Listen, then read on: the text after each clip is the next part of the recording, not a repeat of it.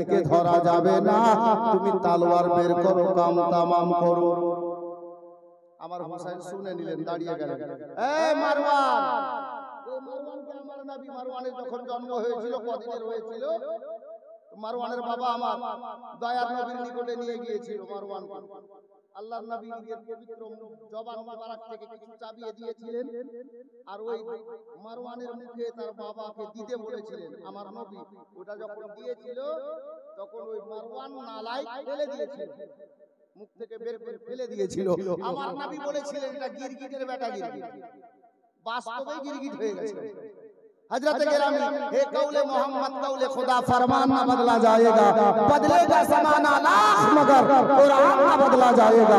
बिरादरान इस्लाम, हजरत गिरामी আমার হুসাইন থমকে দাঁড়িয়ে গেলেন। এই মারওয়ান কি বললি?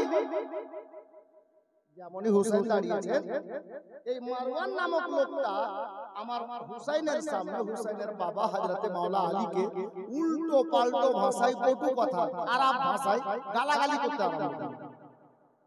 আমার হুসাইন এখনো খামোশ আছেন, চুপ আছেন।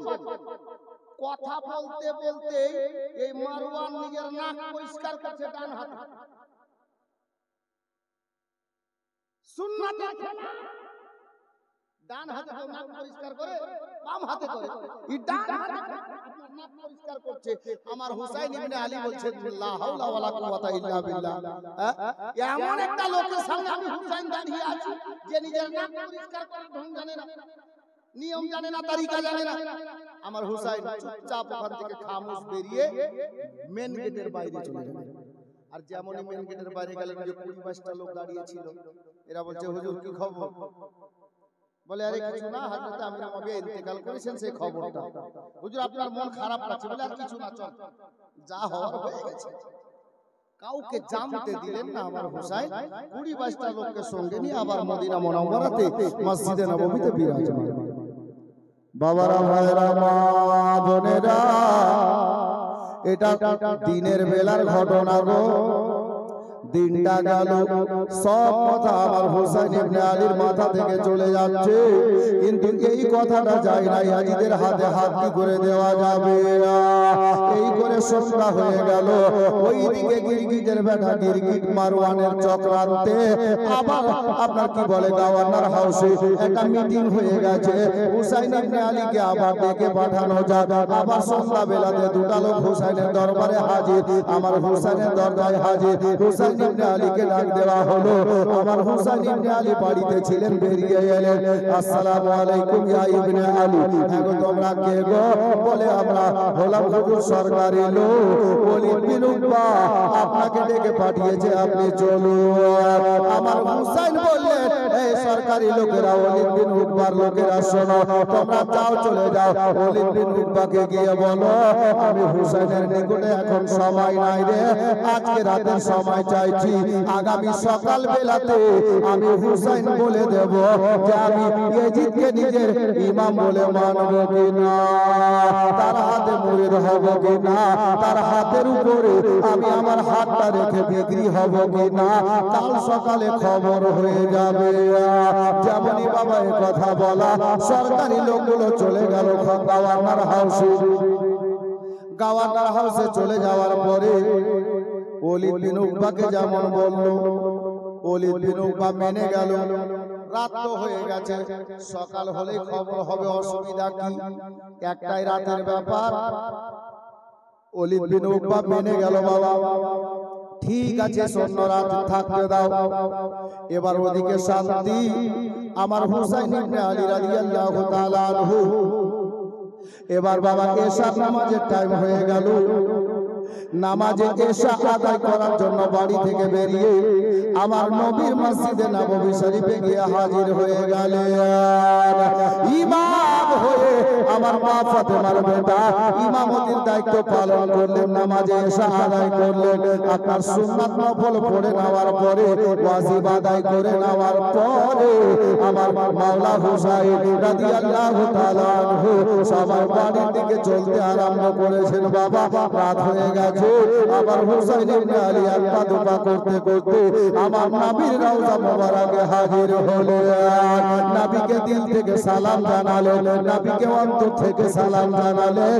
নবীর রওজায় বসা দিয়ে রওজা মোবারকের নূরি জালি মোবারকে আমার হুসাইন ইবনে আলী চুমা দিয়ে এবার ওখান থেকে বাড়ি বেরিয়ে গেলেন।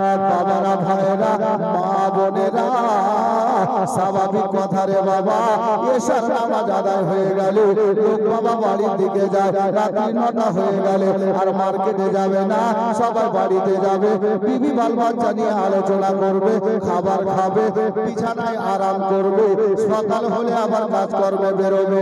আমার হুসাইন ইবনে আলী রাদিয়াল্লাহু তাআলা আনহু একটু রাতটা বেশি হলো, সবার শেষে আমার হুসাইন বাড়িতে গেলেন। বাড়ির মেন গেটে যাওয়ার পরে মেন গেটে দাঁড়িয়ে আমার হুসাইন ইবনে আলী রাদিয়াল্লাহু তাআলা আনহু নিজের বোন হযরত সাইয়্যিদা জাইনাব রাদিয়াল্লাহু তাআলা আনহাকে জাইনাব বলে ডাক দিয়ে দিলেন। মা বোনেরা, দাদার বোনের মহব্বত যদি শিখতে হয় আমার হুসাইনের নিকটে শিখেন গো, হুসাইনের বাড়িতে গিয়ে শিখে নেন। বাবারা, ভাইরা, মা বোনেরা, হযরতে হুসাইন বাড়ির মেন গেটে দাঁড়িয়ে হযরতে জাইনাবকে ডাক দিয়েছেন। জাইনাব একই ডাকে সাড়া দিয়ে একই ডাকে লাব্বাইক প্রেজেন্ট বলে আমার হুসাইন ইবনে আলীর সামনে দাঁড়িয়ে গেলেন। দাদা, লাব্বাইক প্রেজেন্ট, হাজির। কিছু বলবেন দাদা? হুসাইন বললেন, বোন রে, কিছু বলার জন্য তো ডাক দিয়েছি রে বোন। বলে, দাদা চলেন ঘরে যাই। আমার হুসাইন বলছেন, বোন রে, আজকে তোর বড় দাদা তোকে ডাক দিয়েছে, কেন জানিস? কেন গো দাদা? বলে, তোর দাদা আজকে তোর সঙ্গে একটা পরামর্শ করবে রে বোন, যার জন্য তোর দাদা হুসাইন তোকে ডাক দিয়েছে। বলে, দাদা যাই, পরামর্শ হোক না কেন, চলেন বলেন, আমি রেডি আছি, তৈরি আছি। রাতে হুসাইন ইবনে আলী বললেন, বোন রে, এখন এই মুহূর্তে দাদা বলবে আর বোন শুনবে, বোন বলবে দাদা শুনবে, আমি অন্য কোন সদস্যকে বাড়ির এখন শুনতে দেব না। বলে, দাদা তাহলে পার্সোনাল জায়গায় চলেন। পার্সোনাল রুমের মধ্যে যাওয়া হলো। একদিকে বোন দাঁড়িয়েছে, অপর দিকে দাদা দাঁড়িয়েছে। দাদা একদিকে দাঁড়িয়েছেন, বোন অপর দিকে দাঁড়িয়েছেন। এ বেরাদা, দাদা দেখছে বোনের চেহারা আর বোন দেখছে দাদার চেহারা। মা বোনেরা, আমার হুসাইন ইবনে আলী রাদিয়াল্লাহু তাআলা আনহু নিজের বোন জাইনাবের চেহারার দিকে তাকিয়ে 2-4 মিনিটের মধ্যে বাবা আমার হুসাইনের চোখ দিয়ে ঝরঝর করে অশ্রু বেরিয়ে এলো। জাইনাব দাদাকে লক্ষ্য করে বলছে, দাদা গো, বুঝতে পারলাম না গো দাদা, কোনো কথা নাই, কোনো বার্তা নাই, কোনো কিছু বলা নাই, আপনি আমার দিকে তাকিয়ে চোখে কেন পানি এসেছে? আপনি কেন কাঁদতে লেগেছেন গো দাদা? আমার হুসাইন রাদিয়াল্লাহু তাআলা আনহু ডাক দিয়ে বলে, বোন জাইনাব রে, আমি তোর চেহারার দিকে দেখছি রে জাইনাব, আমার বড় ভাই ইমাম হাসানের কথাটা আমার মনে পড়ে গেছে।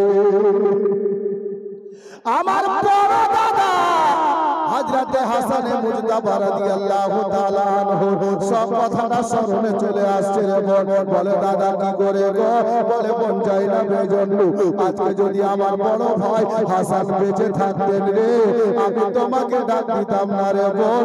আমরা দাদা ভাই মিলে আমরা পরামর্শ করে নিতাম, আমরা দাদা ভাই মিলে বোঝাপড়া করে ফয়সালা করে নিতাম রে বোন। কিন্তু বোন জাইনাব জানিস আমার পোড়াটা যে ভেঙে গেছে, আমি একা হয়ে গেছি রে, আমি হুসাইন বড় একা হয়ে গেছি রে। আজকে বড় ভাই আম্মা জানের পাশে কবরের মধ্যে আরাম করছেন রে বোন জাইনাব, আমি হুসাইন একা হয়ে গেছি। আমার বড় ভাইয়ের মতো তোমাকে আমি ডাক দিয়েছি রে বোন জাইনাব, আজকে তোর দাদা তোর সঙ্গে পরামর্শ করবে বলে। দাদা বলেন, কি পরামর্শ আছে? চোখের অশ্রুটা মুছলেন। বলে, বোন জাইনাব রে, মদিনার অবস্থা খুব একটা ভালো নাই রে। কি হয়েছে দাদা? দিনের ঘটনাটা খুলে বললেন। আজকে গিয়েছিলাম গভর্নর হাউসে, ওলি বিন উকবার দরবার থেকে খবর পেলাম রে যায় না যে আমার নবীর প্রিয় সাহাবী আমিরে মুআবিয়ার ইন্তেকাল হয়ে গেছে। আর চিঠিটা এসে চিঠিতে বড় ভয়ানক কথা লেখা আছে। কি কথা আছে দাদা? বলে এই কথাগুলো লেখা আছে যেটা বললাম রে বাবা। সময় অনেকটা লাগবে যার জন্য দোবারা বলছি না। আমার হুসেন বললেন যায় না এই শব্দগুলো লেখা আছে যার জন্য তোমাকে ডাকলাম, কি করলে কি করা যায়? বলে দাদা কি করতে চাইছেন? বলে বন্ধে আমার মন বলে আমি ইয়াজিদকে নিজের ইমাম বলে তো মেনে নিতাম রে বোন, কিন্তু ইয়াজিদ যে ভালো মানুষ না, নামাজ পড়ে না, রোজা রাখে না, হজ করে না, যাকাত দেয় না, আর নবীর সুন্নাত দাড়ি মুখে রাখে না, মিথ্যা কথা বলে, শরীয়তের মধ্যে যেটা হারাম আছে সেটাকে হালাল বলে। আমি এমন লোককে ইমাম কি করে বানাবো? এই যাই না, আমি এই লোকটার হাতে মুরিদ হব না। আমার হুসাইনের বোন জাইনাব বললেন, বোন গো, দাদা গো, আপনি মুরিদ হয়েন না, কোনো কথা নাই, তো পরামর্শটা কি গো দাদা? বলে বোন রে, আমি মনে মনে ভাবছি রে বোন, এই সোনার মদিনাতে আর থাকবো না।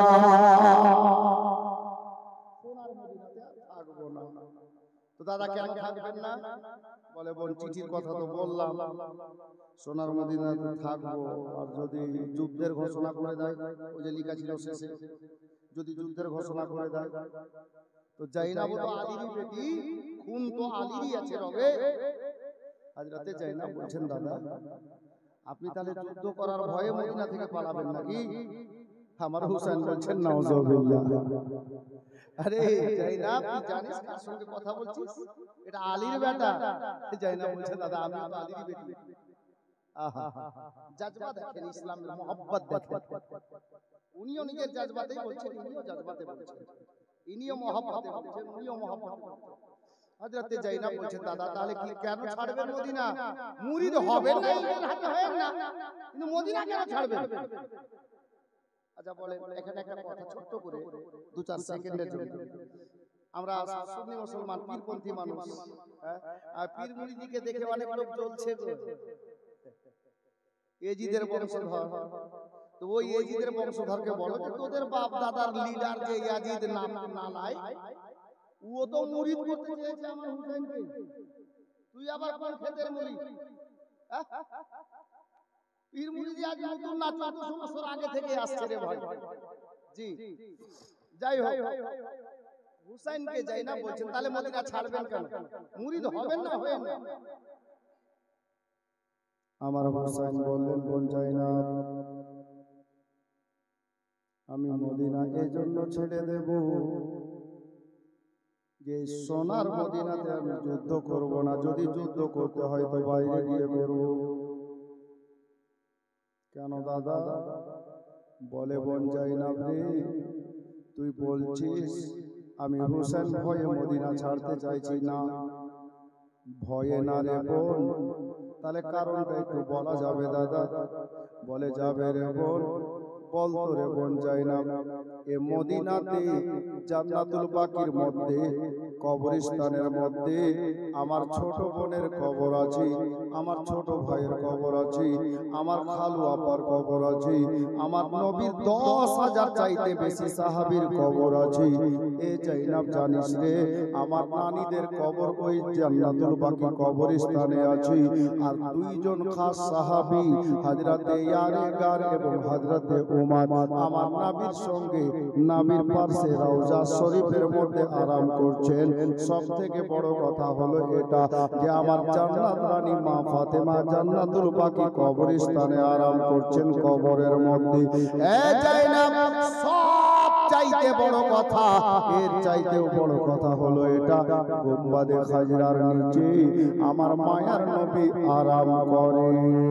জাইনাব রে, ইসলামের জন্য যদি আমাকে যুদ্ধ করতে হয় আমি হুসাইন রাজি আছি, তবে বোন এ মদিনাতে না রে। তার মূল কারণ হলো এটা, ইসলামের জন্য যুদ্ধ করতে গিয়ে আমি হুসাইনকে যদি 22 বছরের বেটার কুরবানি দিতে হয় আমি হুসাইন দেব। 19 বছরের ভাতিজার জাওয়ানি লুটিয়ে দিতে হয় আমি হুসাইন সেটাও লুটিয়ে দেব। আমার আব্বাস আলামবার তার ভাইয়ের মতো ভাইয়ের ডানা বাজু কাটিয়ে দিতে হয় আমি তাতেও রাজি আছি, কাটিয়ে দেব। আমার দিওয়ানার জওয়ানি লুটাতে হবে আমি হুসাইন তাতেও রাজি আছি। আমার ছোট ছোট ভাগনার জানটা কুরবানি দিতে হবে আমি তাতেও রাজি আছি। বোন জাইনাব রে, এতেও যদি না হয় আমার 6 মাসের বেটার কুরবানি দেব আমি হুসাইন সয়ে নেব। ইসলাম বাঁচাতে গিয়ে আমি হুসাইনকে যদি গলা দিতে হয় রে আমি হুসাইন গলা দিয়ে দেব।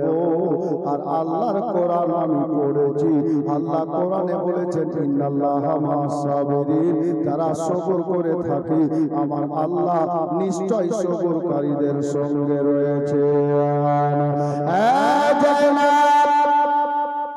আমি নিজের আহলে আয়ালের কুরবানি দিয়ে দেব আমি হুসাইন সয়ে নিতে পারবো। আর যদি খোদা না খাস্তা এই মদিনাতে যুদ্ধ হয়ে যায় আর যুদ্ধ করতে করতে যদি আমার মায়ের ভাইয়ের দাদার নবীর সাহাবীদের আর সব থেকে বড় কথা হলো আমার নবীর রওজা মোবারকে চুল পরিমাণে যদি কোনো কামবাখাত বেয়াদবি করে দেয় রে আমি হুসাইন ওই বেয়াদবি সইতে পারবো না। বোন রে, এই কারণে আমি ফয়সালা দিয়েছি বোন, এই সোনার মদিনাতে আর থাকবো না, সোনার মদিনা ছেড়ে চলে যাব অন্য জায়গাতে। হযরতে জাইনাব জানতে চাইলেন দাদা তাহলে কোন জায়গায় যাবেন, কোথায় যাবেন? আমার হুসাইন বললেন বোন রে, অন্য কোথাও না, আমরা জন্মভূমি ছেড়ে দিয়ে আমরা বাপ দাদার দেশে চলে যাব। বাপ দাদার দেশ মক্কা মুআজ্জামা। আল্লাহু আকবার কবীরা। হুসাইন ইবনে আলী রাদিয়াল্লাহু তাআলা আনহু এবার বলছেন জাইনাব রে, পূর্ণ ওয়াকিয়া শুনলি, ঘটনা শুনলি রে বোন, বল এতে তোর মতামতটা কি আছে? হযরতে জাইনাব বলেন দাদা আপনি যে প্রস্তাব বোনের কাছে রেখেছেন আপনার বোন জাইনাব এই প্রস্তাবে সমর্থন করে দিল। এতে আমি রাজি আছি। হুসাইন রাদিয়াল্লাহু তাআলা আনহুকে ওনার বোন জাইনাব বলেন দাদা আপনি যেটা ফয়সালা নিয়েছেন আমি এতে সমর্থন দিলাম, রাজি আছি। দাদা বোনের গল্প করতে করতে রাতটা গভীর হয়ে গেছে। মদিনাতে আর লোক জেগে নেই, সব বিছানায় ঘুমে চলে পড়ে গেছে, ঘুমিয়ে গেছে বিছানায়। আল্লাহ আল্লাহ। আমার হোসেন বলছেন বোন রে তাহলে একটা কাজ কর, দেরি করা যাবে না, সময় বড় কম আছে, আমরা টাইম নেব না, আজকেই ভোরের বেলাতে এই সোনার মদিনা ছেড়ে চলে যাব মক্কা, মক্কার দিকে রওনা হয়ে যাব। তো বোন জাইনাব তুমি যাও, বাড়ির মধ্যে যাও, তোমার ভাস্তা ভাস্তি বৌদি যারা আছে সবাইকে রেডি করো, আমি একটু আসছি। আচ্ছা বলেন আপনি এসব নামাজ পড়ে মসজিদ থেকে বাড়ি গেলেন, খাওয়া দাওয়া করলেন, আমি উদাহরণ দিচ্ছি, বাড়িতে খাওয়া দাওয়া করে একটু বাড়িতে ভালো মন্দ গল্প হলো 10 মিনিট কি 1 ঘন্টা, গল্প পরে স্ত্রীকে বলছেন তোমরা একটু ঘুমাও আমি আসছি। স্ত্রী জানতে চাইবে না যে কোথায় যাচ্ছেন, রাতের বেলা মানুষ বাড়ির বাইরে থেকে বাড়িতে আসে, আর আপনি রাতের বেলা বাড়ির বাইরে যাবেন, কোথায় যাবেন একটু বলে যান।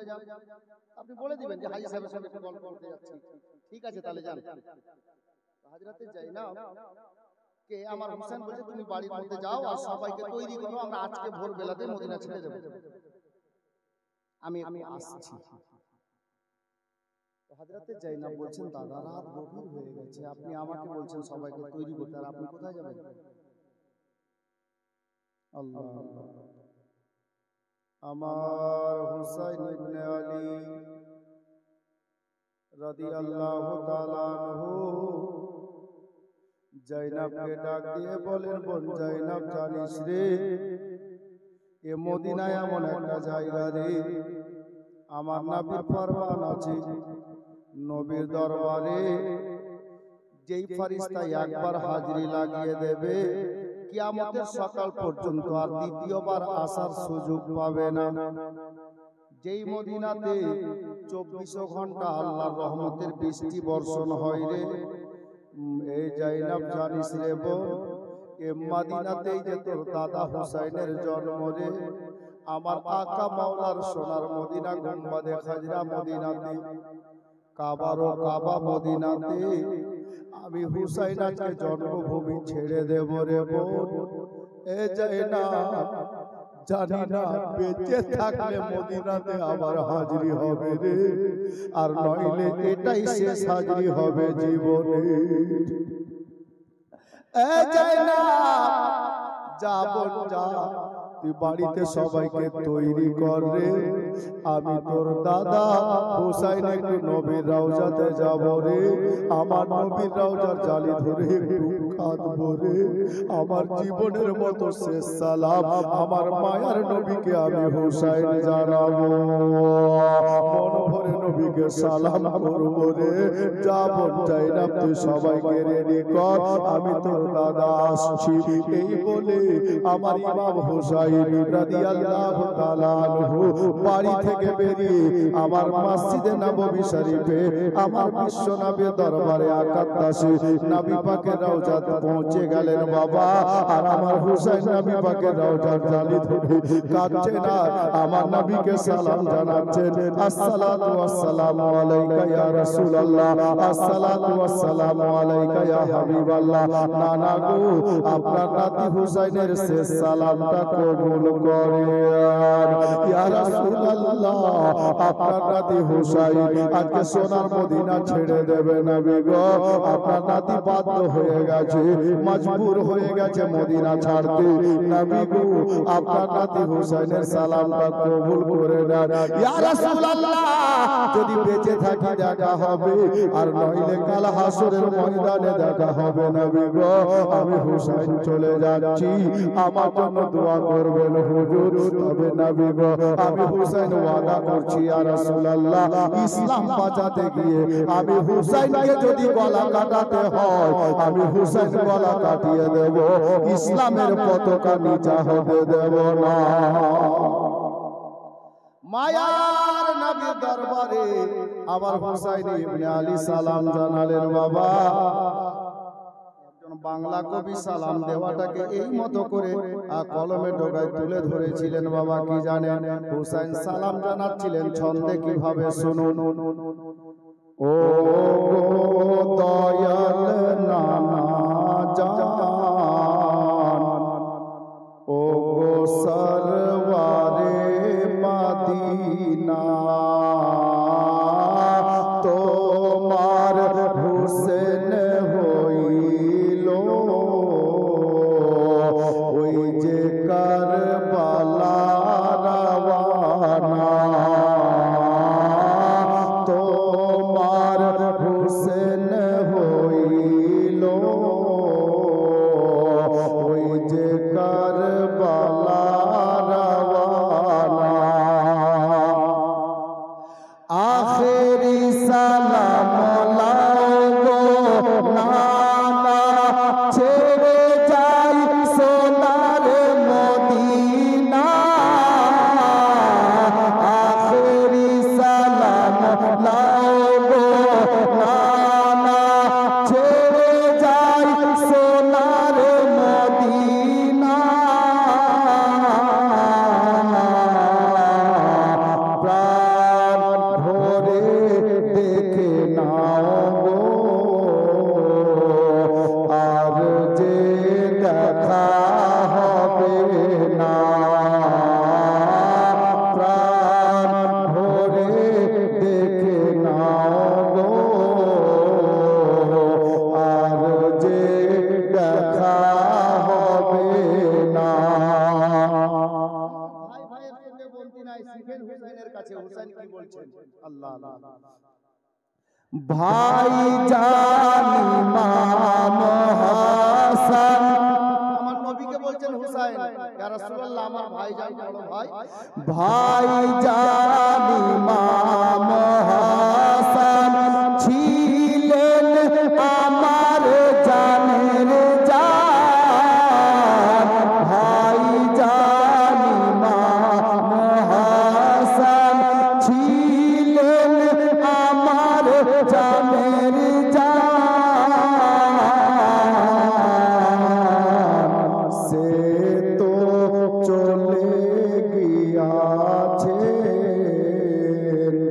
একা ভালো লাগে না,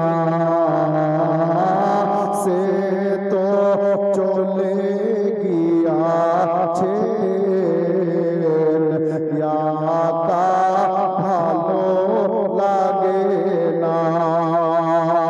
আমার হুসাইন নবী পাকের রওজার চালি ধরে বাবা ওয়াদা করছেন আর বলছেন, ইয়া রাসূলুল্লাহ, দিন ইসলামের খাতিরে বাতিল মিটাইবার তরে,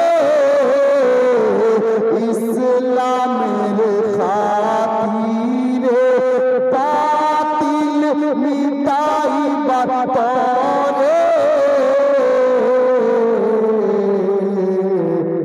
আল্লাহর রাহে কাটাবো আমার গলা খানা, আল্লাহর রাহে কাটাবো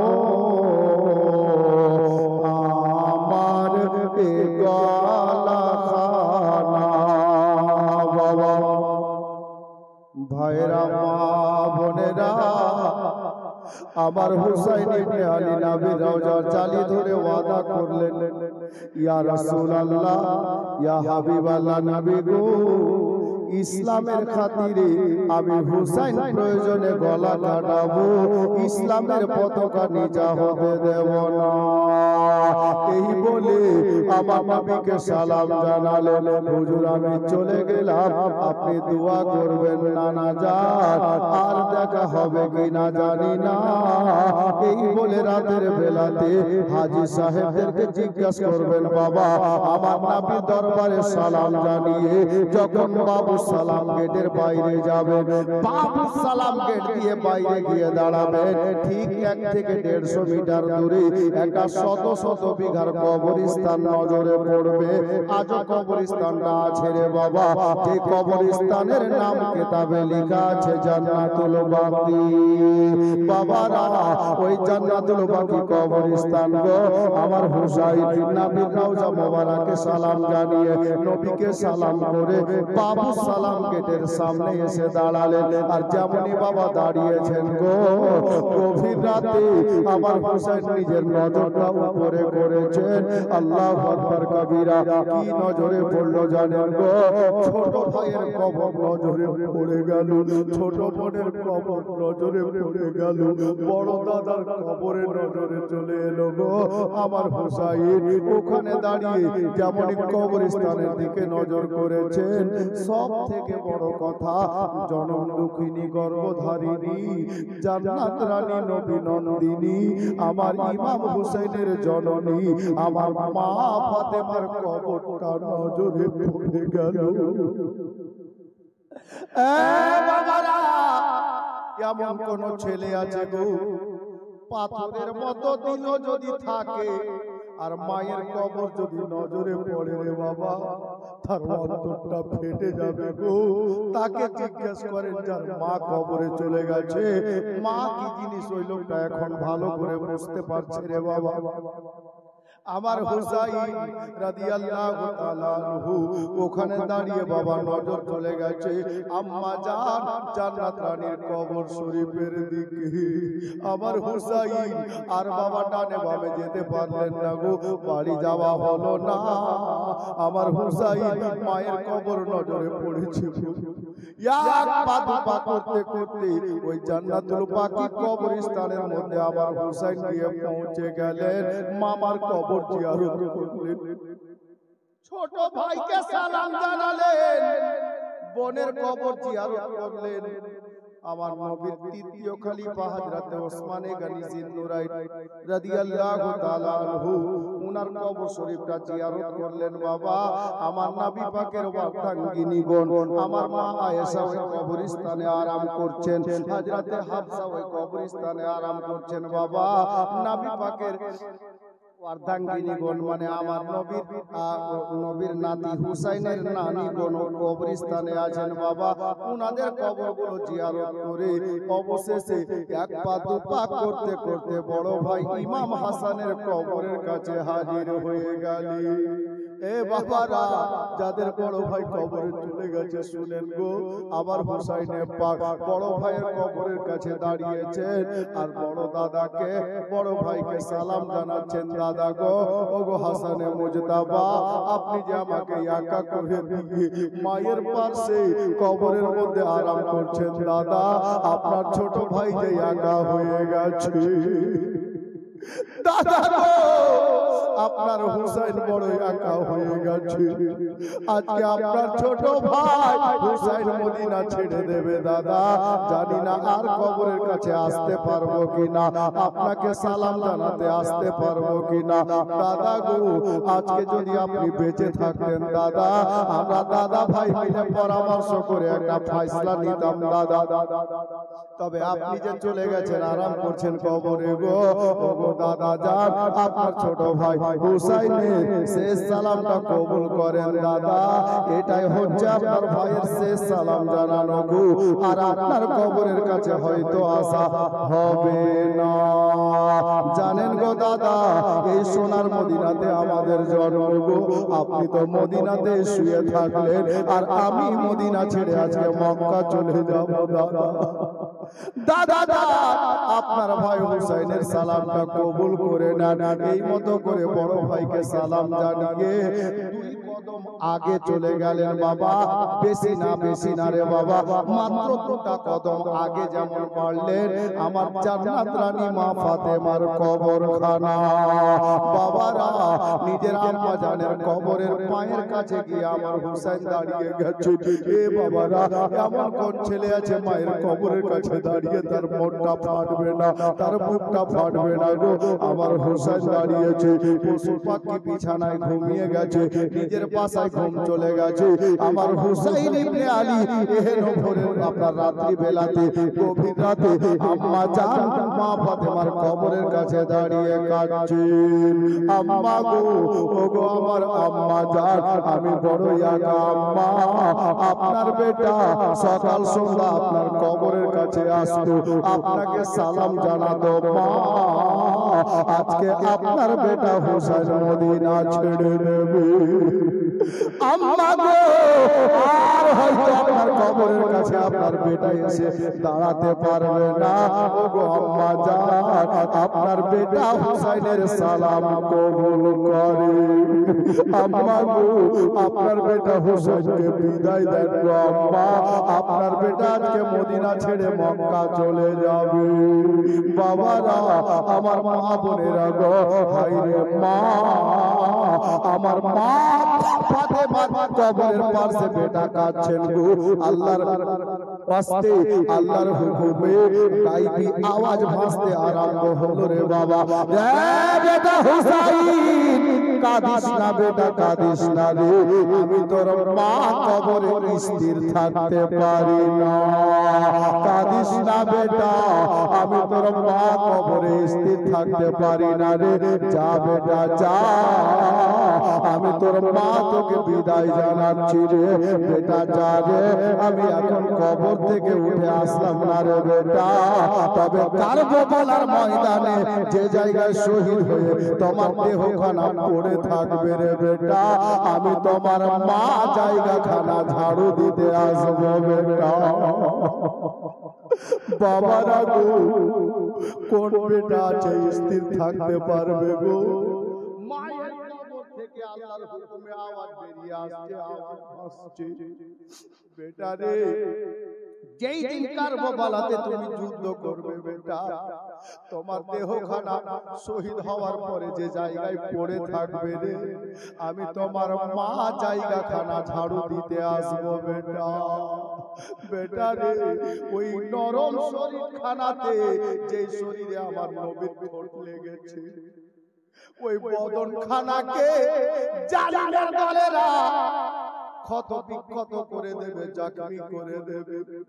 আর ওই কারবালার জমিনে অনেক কাকর পাথর থাকবে রে বেটা, আমি তোমার মা কাকর পাথর কুড়িয়ে দিতে আসবো রে, যেন কোনো কাকর পাথরের আঘাত আমার বেটার শরীরে না লাগে। মায়ের কবর থেকে আওয়াজ ভাসছে রে বাবা, আমার হুসাইন ইবনে আলীকে, আমার ইমাম হুসাইনের আম্মা জানের কবরের মধ্যে থেকে আওয়াজ ভেসে আসছে বাবা, গায়বী আওয়াজ ভাসছে। আল্লাহর নবীর নাতি শুনছেন, বলে বেটা রে যা বেটা যা, এখন আর কাঁদিস না রে, আমি তোর মা এখন কবর থেকে উঠলাম না রে, তবে ওই কারবালাতে যেদিন যুদ্ধ করবি রে বেটা, আমি তোর মা যুদ্ধ দেখতে কারবালায় আসবো। হাইরে মায়ের সন্তানেরা বাবা, আজকে তৃতীয় রাত, আমার বিশ্ব নবীর নাতি জান্নাত রানীর বেটা মা ফাতেমার কবরের পাশে দাঁড়িয়ে মা মা বলে কাঁদছেন গো।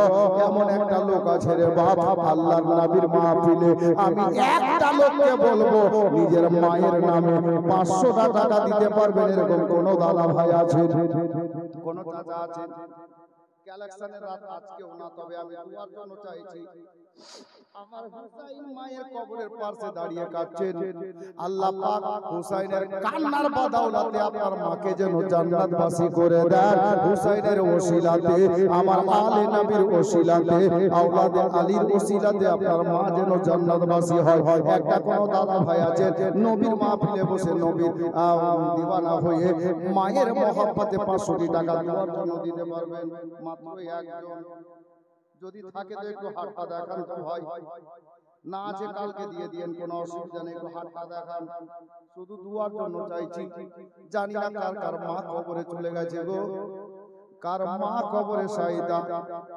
আল্লাহু আকবার কবীরা। আমার হুসাইন ইবনে আলী মা মা বলে কাঁদছেন, আমার হুসাইন শুনতে পাচ্ছেন, বেটা হুসাইন রে, আমি তোর মা এখন কবর থেকে উঠলাম না রে বেটা, তবে তোর যুদ্ধ দেখতে কারবালাতে যাব, একা যাব না বেটা, একা যাব না, আমি তোমার বাবা শেরে খোদাকে সাথে নেব, আর আমার বাবা দ্বীনের নবী মুস্তাফাকে সাথে নিয়ে ওই কারবালাতে তোমার যুদ্ধ দেখতে আসবো বেটা, এখন আর কাঁদিও না, যাও। এই বলে আমার ইমাম হুসাইনকে ওনার আম্মা জান বিদায় জানাচ্ছে। এ বেরাদার, যদি 500 টাকা ভারী হয়, 5টা লোক 100 টাকা করে দেন, আমি দুয়ার জন্য চাইলাম মায়ের মহব্বতে। আছে কোন মা বোন যদি পারেন তো পাঠিয়ে দেন। জি আজকে আমার কোন একটা মা বা কোন বোন, আল্লাহ ভালো জানেন, মায়ের নামে নগদ 500 টাকা পাঠিয়েছেন, আল্লাহ যেন তাকে কবুল করেন। মা যদি বেঁচে থাকে আল্লাহ যেন ভালো রাখেন, আর যদি ইন্তেকাল করে গেছেন আল্লাহ পাক যেন এই দানের ওসিলায়, আমার হুসাইনের ওসিলায়, মা ফাতেমার ওসিলায় ওনার মাকে যেন জান্নাতবাসী করেন, বলেন আমিন। জি ছেলেদের মধ্যে চেয়েছিলাম, একটাও কেউ পারবেন না, 500 টাকা মায়ের নামে। যদি অসুবিধা হয় তাহলে 5টা ছেলে 100 টাকা করে টাকা। জি মায়ের নামে আমি কালেকশন করব না, জি একজন আর কোন আল্লাহর বান্দি 100 টাকা পাঠিয়েছি, আলহামদুলিল্লাহ, মাত্র 100 করে টাকা দুয়ার জন্য। যদি পারেন তো একটু দেন, আমি শেষে দোয়া করে দেখছি। এদিকে অনেক মা বোন আছে, আপনাদেরকে বলবো যা পারেন দিয়ে পাঠান, দোয়া হবে ইনশাআল্লাহ। আমার হুসাইন ইবনে আলী রাদিয়াল্লাহু তাআলা আনহু এখন আম্মা জানের কবরের নিকট থেকে ফিরে আসছেন। এহেন অবস্থায় মাশাআল্লাহ মেয়েরা 100 করে আরো দুজন দিয়েছেন, একজন কোন আল্লাহর বান্দা 100 টাকা দিয়েছেন, মাশাআল্লাহ। ছেলেদের একটা এসেছে, বাবুটা নিয়ে এসো, ওদিকে নিয়ে এসো, মাশাআল্লাহ, আলহামদুলিল্লাহ। অনেক মা প্রেমিক এখানে বসে আছে, বেশি নয়, দুয়ার জন্য। যাই হোক, আজকে মাঝখানে চেয়ে নিলাম, কালকে তো শেষে চেয়েছিলাম দুয়ার জন্য। একটু বসেন ইনশাআল্লাহ তাআলা, আমি আজকে যতটা পারছি জানার চেষ্টা করছি। বেরাদার, হযরতে হুসাইন ইবনে আলী বেরিয়ে আসলেন, এসে বাড়িতে যাচ্ছেন। যেমন বাড়ির দরজায় পা রেখেছেন ভোর হয়ে গেছে। বাড়ির বারান্দাতে ইমাম হুসাইনের একটা বেটি, পূর্ণিমার চাঁদের মতো চেহারা, নাম যার সুগরা খাতুন, বয়সটা 11 বছর। জ্বরের অবস্থায় খাটের উপরে শুয়ে আছে। শুয়ে বলতে ঘুমে না, জেগে আছেন, জাগ্রত অবস্থায় আছে। 11 বছরের বাচ্চা। উনি বাড়িতে দেখছেন চাচি আম্মা, ফুফু আম্মা, নিজের আম্মা সবাই নিজের কাপড় চোপড় গোছাচ্ছে, ব্যাডিং গোছাচ্ছে। কেউ সুগরাকে তৈরি করছে না, কিছু বলছে। উনি কিন্তু রাত্রে দেখছেন দৃশ্যটা বাড়ি। আমার হুসাইন বাড়ির দরজায় যেমনই এসে ভোরবেলায় পা রেখেছেন কবরস্থান থেকে বেরিয়ে, সুগরা ডাক দিচ্ছেন, আব্বা আব্বা গো। আমার হুসাইন বলছেন, কি হলো রে মা? সুগরা, কিছু বলবি মা? হযরতে সুগরা বলছেন, আব্বা একটু কাছে আসেন, একটা কথা জিজ্ঞাসা করব। সুগরা তো জ্বরের অবস্থাতে আছেন, বিছানায় শুয়ে আছেন, খুব বেশি জ্বর ছিল। হযরতে ইমাম হুসাইন গেলেন, বেটির মাথার কাছে গিয়ে বসলেন। বল মা, কি বলবি বল। আদব দেখেন, শব্দ দেখেন, মা বল কি বলবে। হযরতে সুগরা বলছেন, আব্বা আপনারা কোথাও যাবেন নাকি? আপনারা কোথাও যাবেন নাকি গো আব্বা? তো হযরতে সুগরার আব্বা আমার হুসাইনের পাক বলছেন, বেটি কেন রে, এই কথা কেন? বলে, আব্বা সন্ধ্যা রাত থেকে বাড়িতে দেখছি, বাড়িতে আমার নিজের ভাই নিজের বোন, চাচতো ভাই চাচতো বোন, দাদা মা চাচি পিসি সবাই তৈরি হচ্ছেন, নিজের নিজের কাপড় চোপড় ব্যাটিং পত্র গুছিয়ে নিচ্ছে। কিন্তু আব্বা গো, সবাই তৈরি হচ্ছে, আমাকে কেউ তৈরি করে না গো আব্বা। আপনারা কোথায় যাবেন, আমাকে কি নিয়ে যাবেন না? সুগরা খাতুনকে আমার হুসাইন বললেন, বেটি সুগরা রে, আমরা সবাই আজকে বাড়ি থেকে বেরিয়ে যাব, মদিনা ছেড়ে মক্কাতে থাকার জন্য যাচ্ছি, বাপ দাদার দেশে চলে যাচ্ছি। মা আব্বা গো, আমাকে কি নিয়ে যাবেন না আব্বা? কেন কেউ আমাকে তৈরি করে না গো আব্বা? হযরতে সুগরাকে আমার হুসাইন মাথায় হাত দিয়ে বললেন, বেটি রে, তোমার শরীরে অনেক জ্বর আছে রে মা, তোমাকে নিয়ে যাওয়া যাবে না, তুমি এই সোনার মদিনাতে থাকো।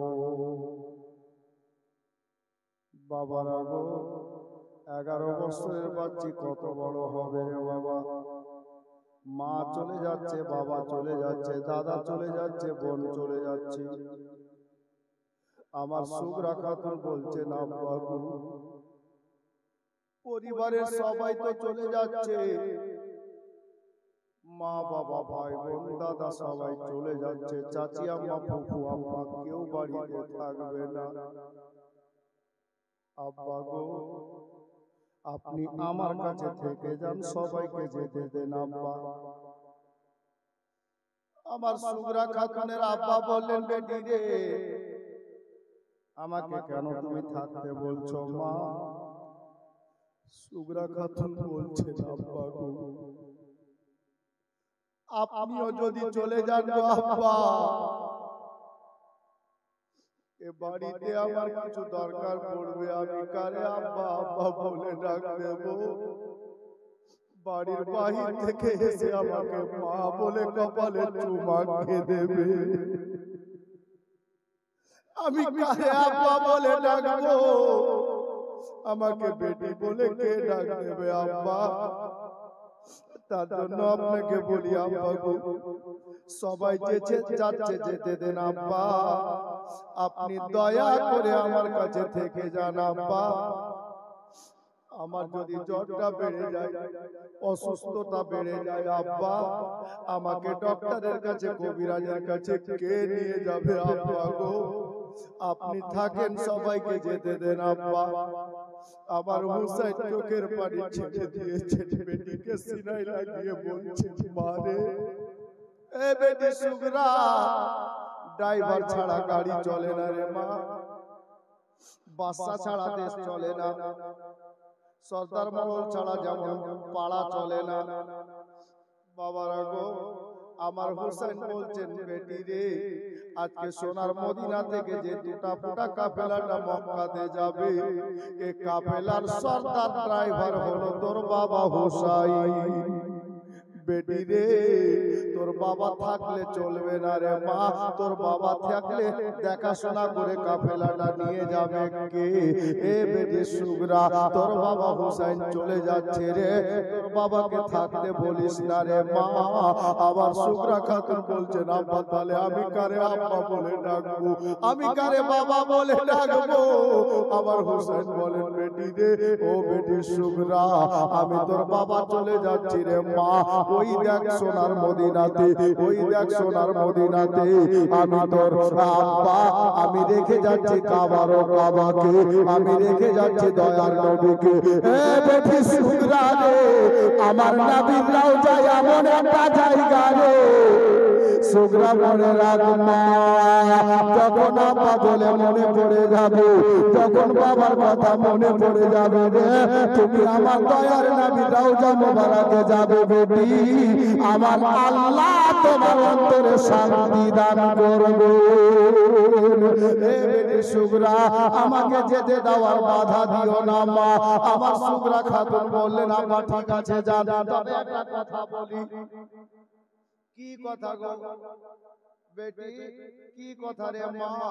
আমার সুগরা বলছেন আব্বা গো, সবাইকে নিয়ে যান, আপনিও চলে যান, দাদা ভাই চলে যান, নিজের বোন চাচাতো বোন সবাই চলে যাক, ফুফু আম্মা চাচি আম্মা চলে যাক, তবে আব্বা একটা কাজ করলে ভালো হতো। আব্বা কি কাজ রে বেটি? বলে আব্বা গো, আপনি সবাইকে নিয়ে যান, আমার গর্ভধারিণী মাকে আমার কাছে রেখে যান। হে বেরাদার, আমার সুগরা খাতুনকে আমার হোসেন বললেন বেটি কেন রে? বলে আব্বা গো, আপনারা সবাই চলে যাবেন, আমি একা হয়ে যাব, আমরা মা বেটিতে জীবনটা কাটিয়ে নেব, যখন আসবেন তখন দেখা যাবে আব্বা। আর আব্বা জানেন গো, আপনারা চলে যাওয়ার পরে আমার অসুখটা যদি বেড়ে যায়, আমি তো নিজে থেকে খাটে উঠে বসতেও পারছি না আব্বা, এতটা শরীর অসুস্থ।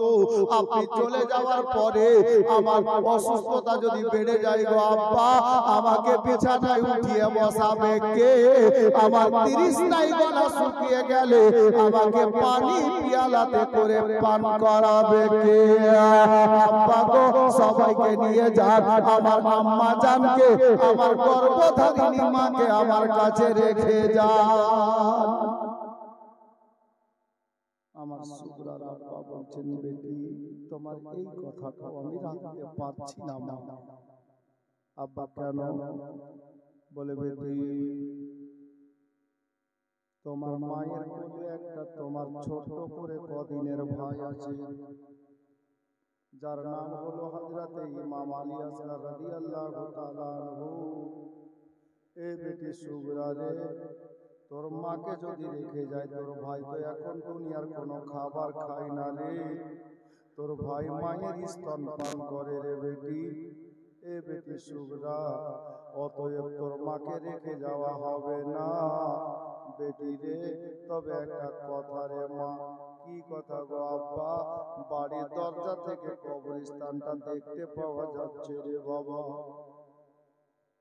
আমার হোসেন বলেন বেটি রে, এ বেটি সুগরা, তোর মাকে তোরা কয়েকজন মা ভাই বোন মিলে মা বলে ডাকিস রে। বেটি সুগরা শোন রে, আমি তোর আব্বা তোর মাকে সাথে করে নিয়ে যাচ্ছি বেটি। আর ওই দেখ জান্নাতুল বাকি কবরস্থানে সারা জগতের মা, আমার গর্ভধারিণী জান্নাত রানী মা ফাতেমাকে তোমার নিকটে কবরস্থানে রেখে যাচ্ছি বেটি। সারা জগতের কোন মানুষ যখন ফাতেমা বলে, ফাতেমা বলার আগে মা শব্দটা লাগাই রে। আমার জান্নাত রানী মাকে আমি রেখে যাচ্ছি রে বেটি, আর মাকে রাখতে তুই বলিস না। আমার হুসাইনকে শেষে আমার সুগরা বললেন, আব্বা শেষ কথা একটা বলি। বল মা, বল কি বলবি? বলে, আব্বা আপনি সবাইকে নিয়ে যান, কাউকে আর রাখতে বলবো না, মাত্র কদিনের যে ভাইটা আছে না আমার আলী আসগার, আমার ভাইটাকে আমাকে দিয়ে যান আব্বা। কেন রে মা, ভাইটাকে কেন রাখতে বলছিস? ও তো কদিনের শিশু বাচ্চা, মাসুম বাচ্চা। সুগরা বলেন, আব্বা আমি এই জন্য বলছি আব্বা হুজুর, এ মদিনাতে আমি একা হয়ে যাব গো আব্বা। আমার মা থাকবে না, বাবা থাকবে না, বোন থাকবে না, দাদা থাকবে না, চাচি আম্মা, ফুফু আম্মা কেউ থাকবে না। আব্বা আপনারা সবাই চলে যাবেন আব্বা। আপনারা যতদিন না আসবেন আমি আমার ওই ছোট্ট ভাইটাকে কোলে পিঠে করে নিজের সময়টা কাটাবো, ভাই বোনে মদিনায় থেকে যাব। আমার হুসেন বলছেন, এ বেটি রে, তোর ভাইকে রেখে যাওয়া হবে না রে মা। কেন গো আব্বা? বলে, তোর ভাই যে তো দুনিয়ার কোনো খাবার খায় না রে, মায়ের স্তন পান করে, যদি রেখে যায় তুই কি খাওয়াবি বেটি?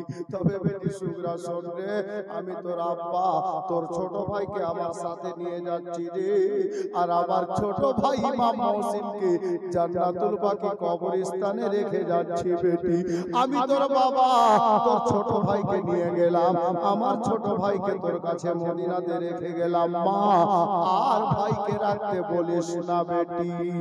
এই কথা বলে হযরতে সুগরাকে সান্ত্বনা দিলেন বাবা।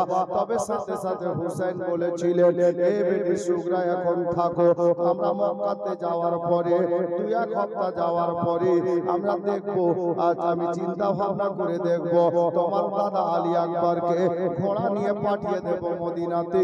তোমার চর্চা যখন কমে যাবে, তোমার দাদার সঙ্গে ঘোড়ায় বসে তুমি মদিনা থেকে মক্কায় চলে আসবে আমাদের নিকটে। এখন যেতে চাইও না মা, তুমি মদিনায় থেকে যাও বেটি। এই বলে সান্ত্বনা দিলেন বাবা। অবশেষে আমার হুসাইন ইবনে আলীকে সুগরা বললেন, আব্বা গো, আমাকে কার কাছে রেখে যাচ্ছেন আব্বা?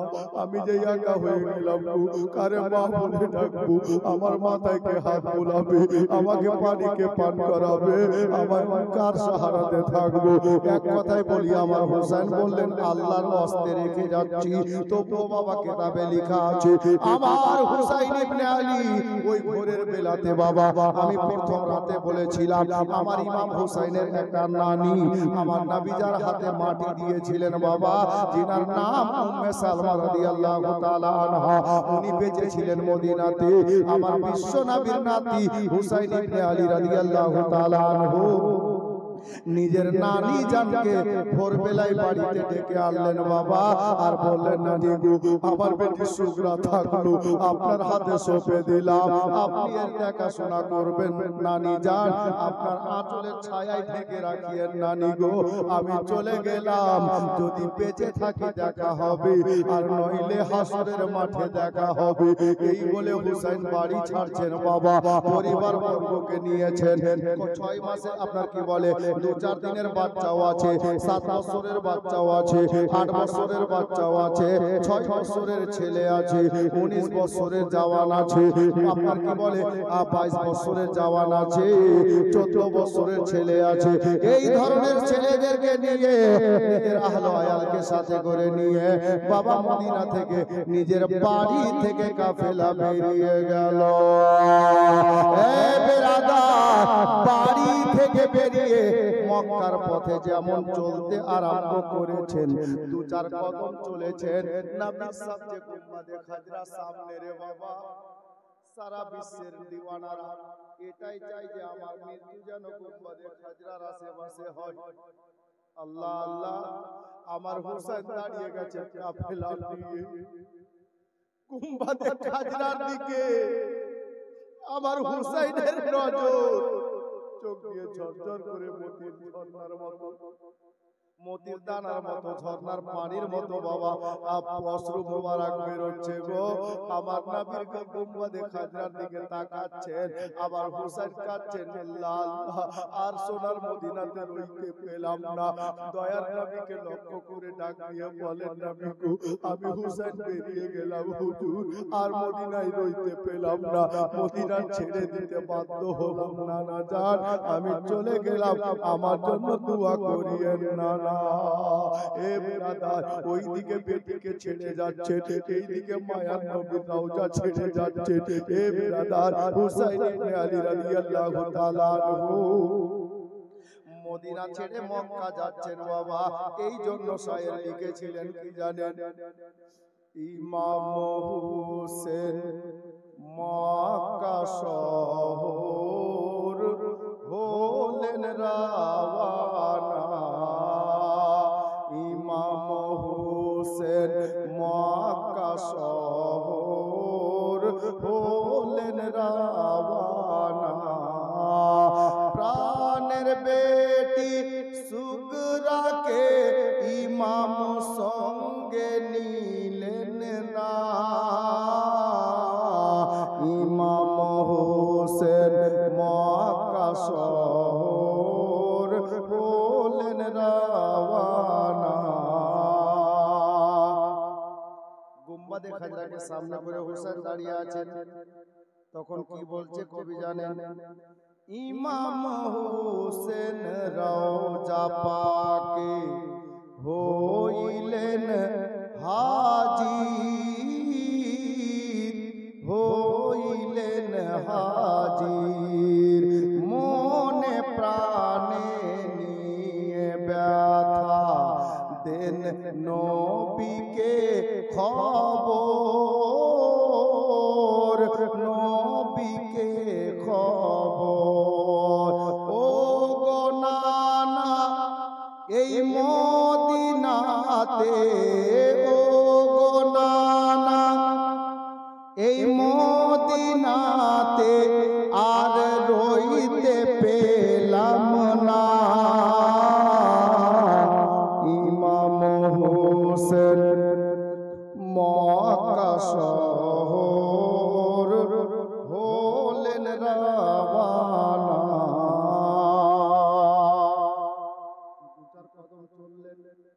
বিশাল বড় কবরস্থান, ইমাম হোসেনের নজরের সামনে সমস্ত সাহাবীদের কবর নজরে আসছে, ভাইয়ের মায়ের কবর, দাদার কবর নজরে আসছে রে বাবা। আমার হুসাইন দু চার কদম করে চলছেন আর ফিরে ফিরে নবীর গুম্বাদে খাজরা দেখছেন এবং জান্নাতুল বাকি কবরস্থানের কবরগুলোর দিকে তাকিয়ে তাকিয়ে দেখছেন। কবি বলছেন, মায়ের কবর ভাইয়ের কবর রইল মদিনায়,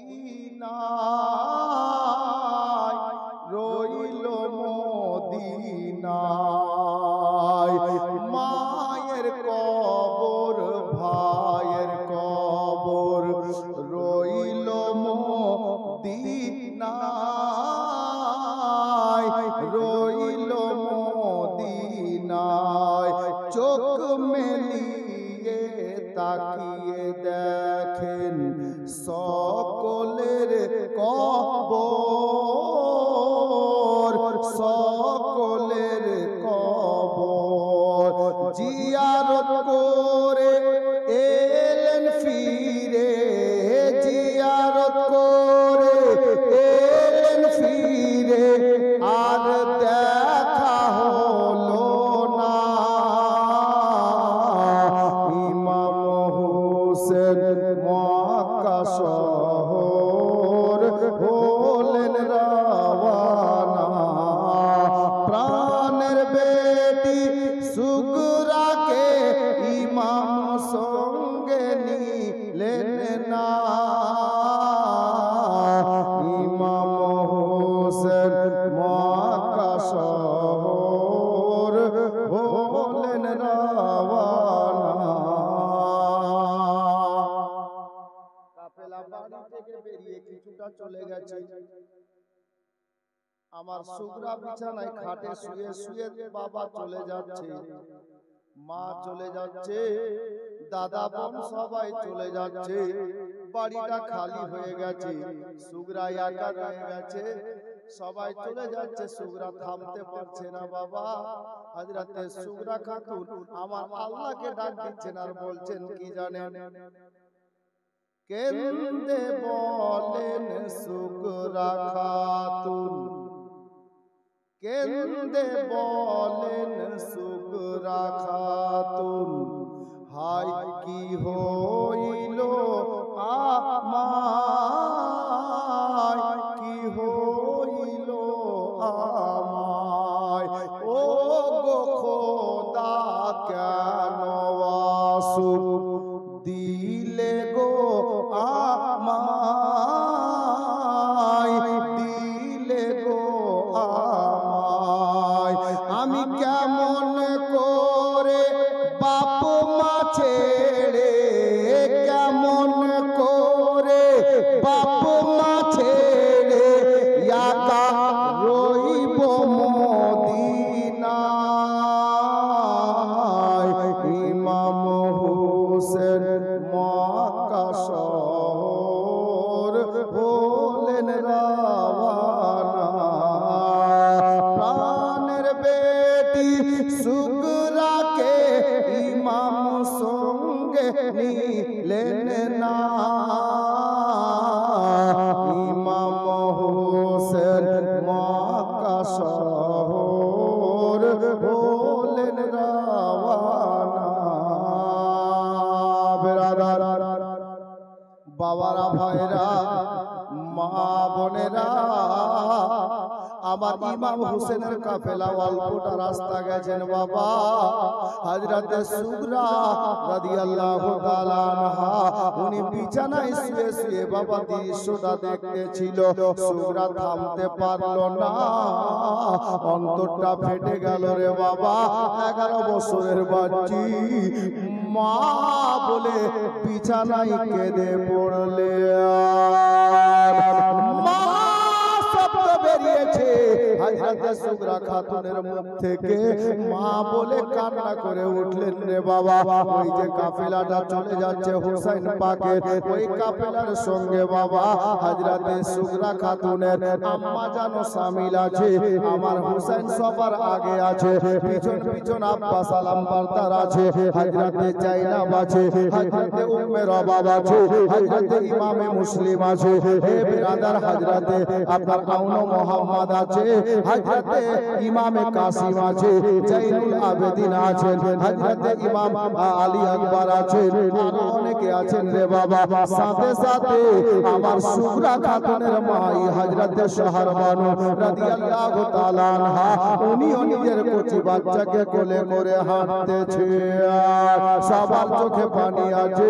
আর যেমনই সুগরা খাতুন মা বলে কেঁদে উঠেছে গো, শব্দ কত দূর গেল জানি না, তবে কেতাবের ভাষা বলছি গো, কেতাবে লেখা আমার সুগরা খাতুনের মা বলে কান্নার শব্দ খানা গিয়ে লাগবি দোলা সুগরা খাতুনের মায়ের কানে পৌঁছে গেল। বাবারা, এমন কোন মা পৃথিবীতে আছে গো? জওয়ান ভাইরা সিনায় হাত রেখে দেখো তো, তুমি বিয়ের পরে মাকে খেতে দাও না, মা শাক ভাত খাই, তুমি মাংস ভাত খাও, কিন্তু তোমাকে জ্বর হলে পাড়ার মানুষ কাঁদে পড়ে, তোমার মা আল্লাহর কাছে দোয়া করে, আল্লাহ ছেলেকে ভালো করো।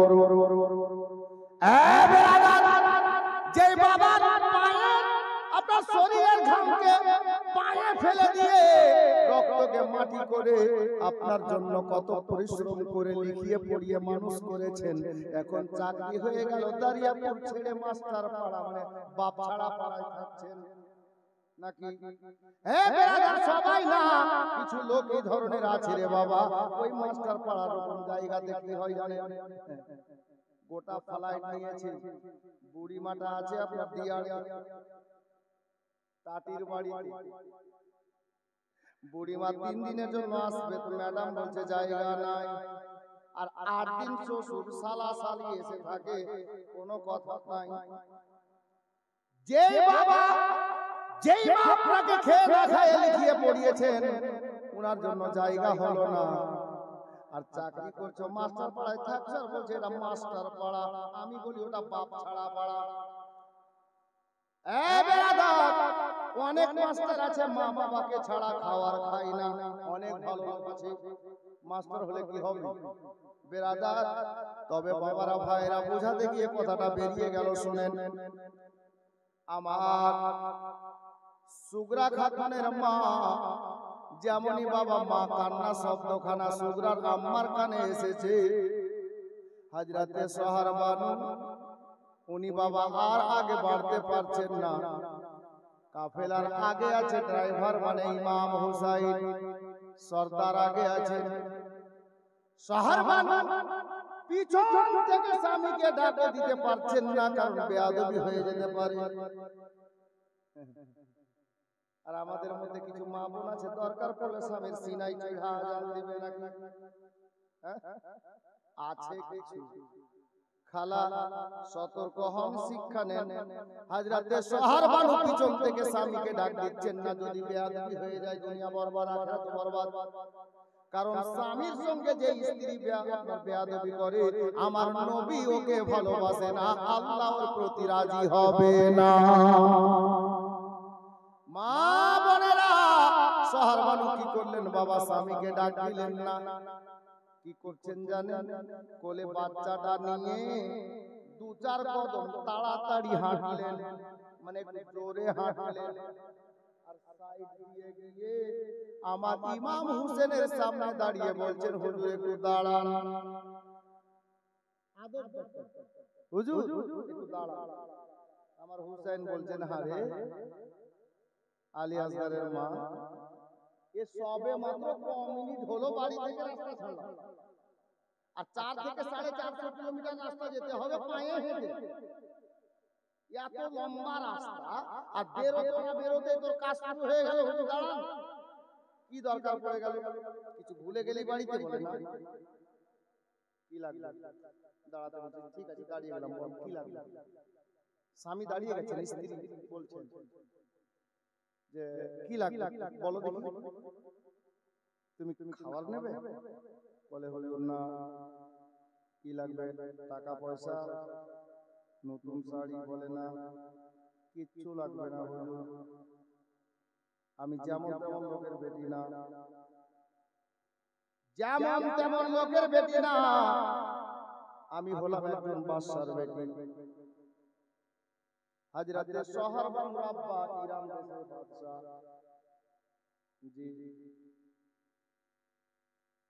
ইরান দেশের বাদশার বেটি আমি। আমার বাবার কোনো কিছুর কম নাই। তবে হুজুর আপনার সঙ্গে বিয়ে হয়েছে, এটা আমার কিসমত, এটা আমার ভাগ্য। আপনার সঙ্গে বিয়ে হওয়ার পর বাড়িতে কোন দিন খাবার হয়েছে কোন দিন হয়নি আমি কিছুই বলিনি। আমার নতুন শাড়ি দরকার আমি বলিনি। আজকে এটা পয়সা দরকার আপনাকে জানতে দিইনি। কখন খেয়েছি, কখন পানি পান করে সময় পার করেছি জানতে দিইনি। একটাই কারণ, যে আমি বাদশার বেটি হতে পারি। আমি ওই কথা ভুলে গেছি একটাই কারণে, যে আমি যেই লোকটার বিবি হতে পেরেছি আমার স্বামী হলো জান্নাতি নওজওয়ানদের বাদশা। আমার বাবা দেশের বাদশা, কিন্তু আমার স্বামী হলো জান্নাতি নওজওয়ানদের বাদশা। আমি ওই কথা ভুলে গেছি, আমার মা আমার বাবার কথাগুলো ভুলে গেছি। তার কারণ হলো এটা, আমার বাবা ইরান দেশের শের হতে পারে, তবে আমার শ্বশুর বাবা শ্বশুর আব্বা হলো আল্লাহর শের, শেরে খোদা। আমার বাবা আমার মা ইরান দেশের বাদশা রানী হতে পারে, তবে আমার শাশুড়ি আম্মা হলেন জান্নাতি রমণীদের রানী, জান্নাত রানী।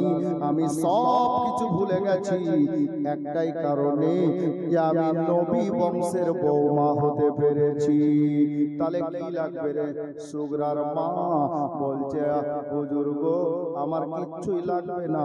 এই মুহূর্তে আপনি শুনলেন কিনা জানি না, আমরা যে ফুলের মতো বেটিটাকে সুগরা খাতুনকে এই মদিনাতে রেখে চলে যাচ্ছি মক্কাতে, জানি না কখন ফিরবো।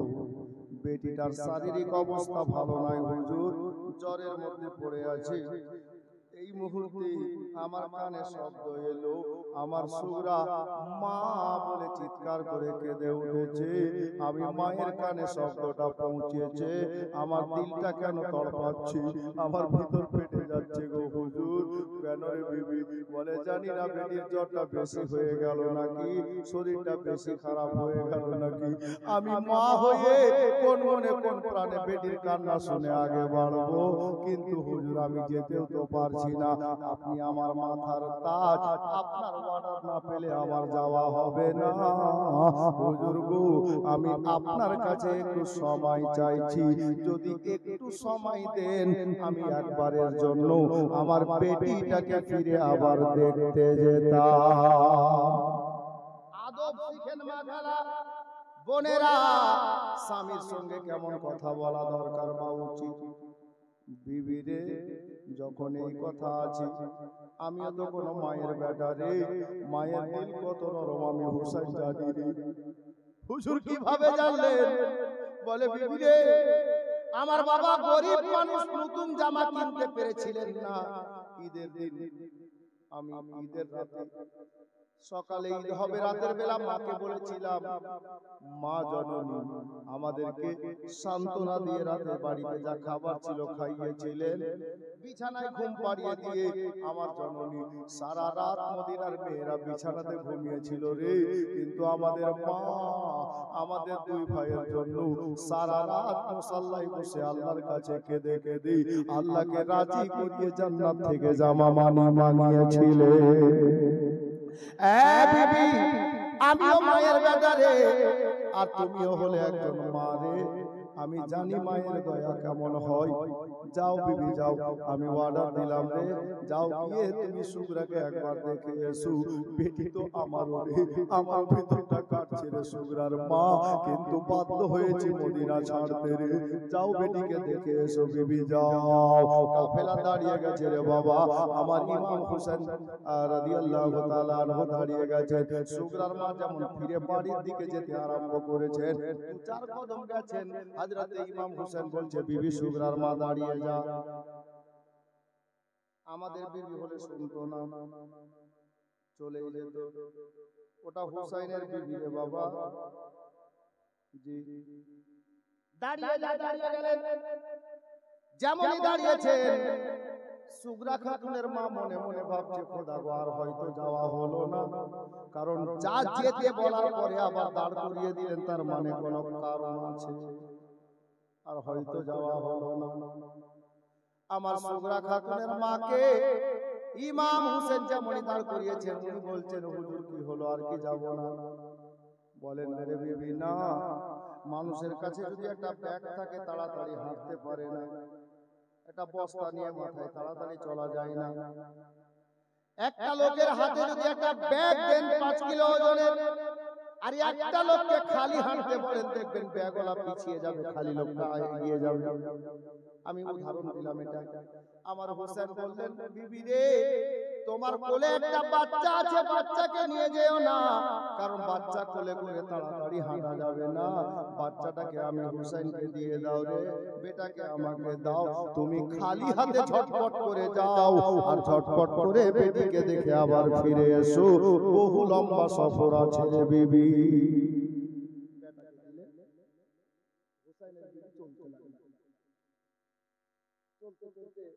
যেমনই গিয়ে বাড়ির দরজায় উঠেছেন, সুগরা খাতুন খুব খুশি। আম্মা, আপনি আসলেন?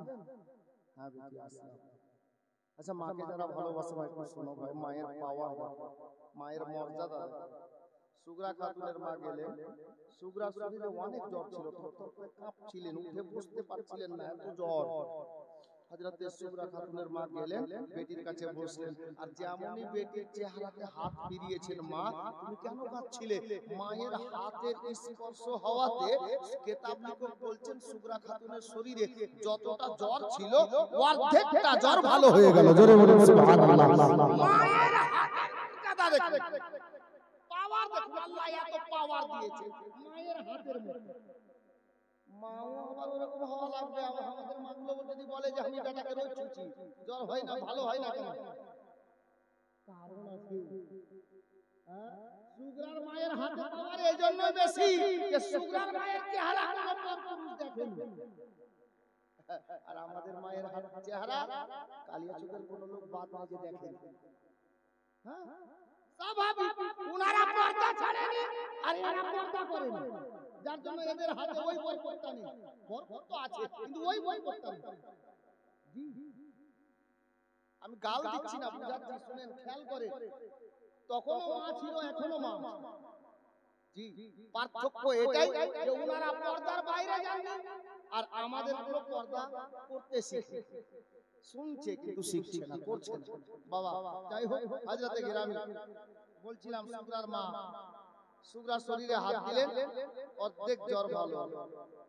হযরতে সুগরা খাতুন বলছেন, আম্মা তুমি চলে এলে গো? হ্যাঁ বেটি আমি আসলাম। আম্মা যখন আসলেন তো আর জেল নাম থেকে যায়, ওনারা যান।